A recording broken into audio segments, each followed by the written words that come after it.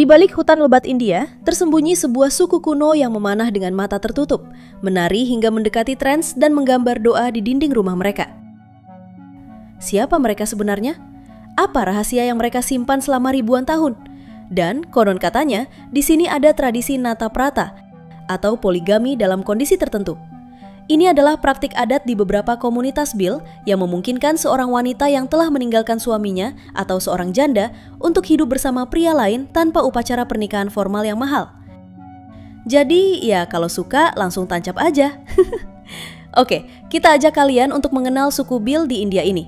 Tonton sampai akhir video kami agar tak salah paham.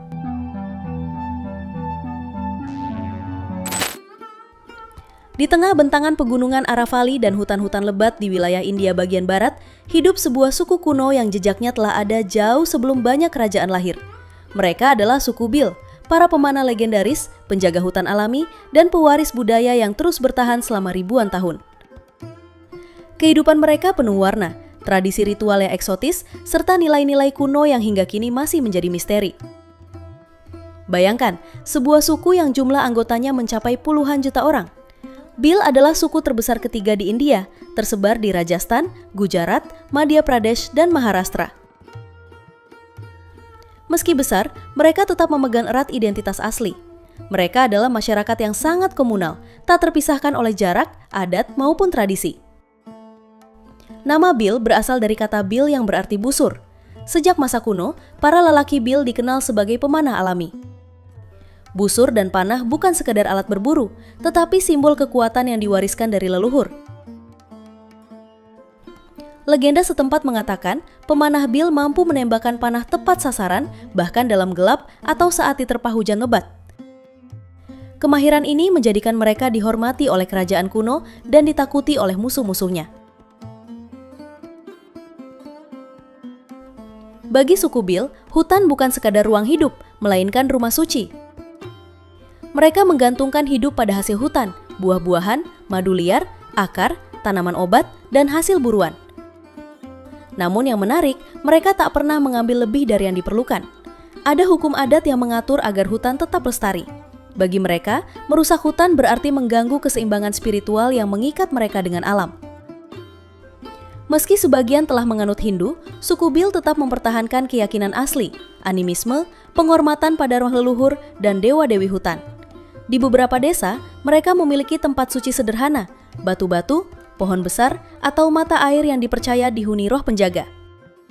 Setiap ritual, doa, dan upacara adat selalu melibatkan hubungan dengan dunia roh dan kekuatan alam. Suku Bhil memiliki seni lukis sakral yang disebut Pitora.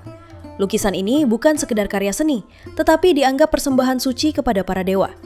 Warna-warna cerah, simbol-simbol hewan, orang-orang, matahari, dan bulan ditata dengan pola unik. Lukisan ini dibuat untuk merayakan pernikahan, kelahiran, panen, hingga memohon perlindungan dari roh jahat. Setiap garis memiliki makna, dan setiap warna adalah doa.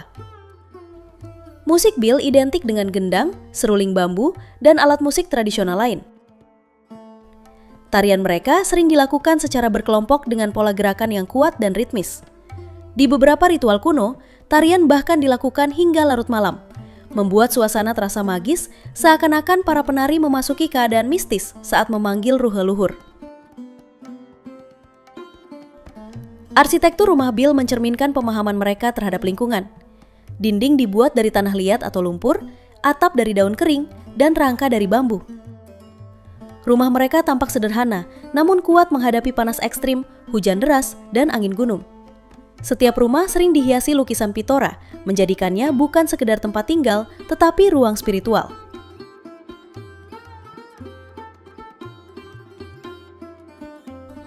Nah, seperti yang kami katakan dari awal tadi, di sini ada tradisi nata prata, yakni praktik adat di beberapa komunitas Bhil yang memungkinkan seorang wanita yang telah meninggalkan suaminya atau seorang janda untuk hidup bersama pria lain tanpa upacara pernikahan formal yang mahal.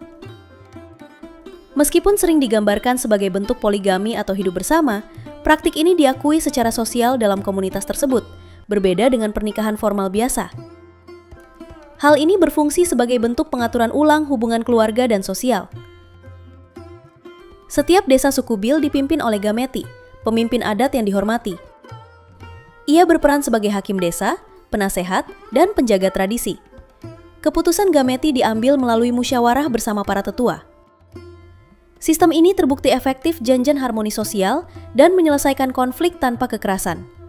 Dalam masyarakat Bil, penyakit tidak selalu dianggap sebagai masalah fisik. Banyak yang meyakini bahwa penyakit disebabkan oleh roh yang marah, kutukan, atau gangguan energi negatif. Ketika seseorang sakit, dukun atau penyembuh tradisional memimpin ritual dengan nyanyian sakral, dupa, dan persembahan. Ritual ini dipercaya membersihkan jiwa, bukan hanya tubuh. Suasana ritual seringkali dipenuhi nuansa misterius, remang, penuh asap dupa, dan suara mantra yang menggetarkan. Gotong royong adalah napas kehidupan suku Bil. Mereka bekerja bersama saat membuka ladang, membangun rumah, menanam tanaman, hingga merayakan festival. Dalam budaya Bil, tidak ada yang dibiarkan sendiri. Keluarga besar tinggal berdekatan, saling membantu dan menjaga satu sama lain. Nilai kebersamaan ini adalah alasan kuat mengapa mereka tetap bertahan selama ribuan tahun. Perkawinan dalam suku Bil pada dasarnya adalah urusan keluarga dan adat. Ada beberapa ritual unik, termasuk pemberian hadiah simbolis, tarian pernikahan, hingga perayaan yang bisa berlangsung berhari-hari. Selain itu, Festival Bagoria menjadi salah satu jalan bagi para muda-mudi untuk saling memilih pasangan. Bagi suku Bil, pernikahan adalah ikatan sakral yang disertai restu alam dan leluhur. Di tengah modernisasi India yang berkembang pesat, suku Bil tetap menjadi penjaga budaya kuno.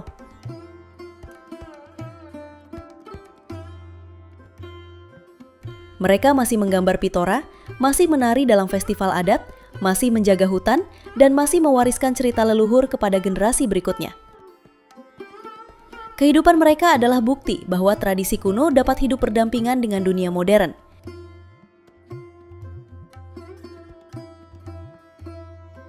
Itulah keindahan tradisi yang terjaga sampai hari ini. Oh iya, kalian juga bisa kok berwisata ke sana. Ajak-ajak kami ya kalau ke sana. Terima kasih sudah menonton sampai akhir. See you!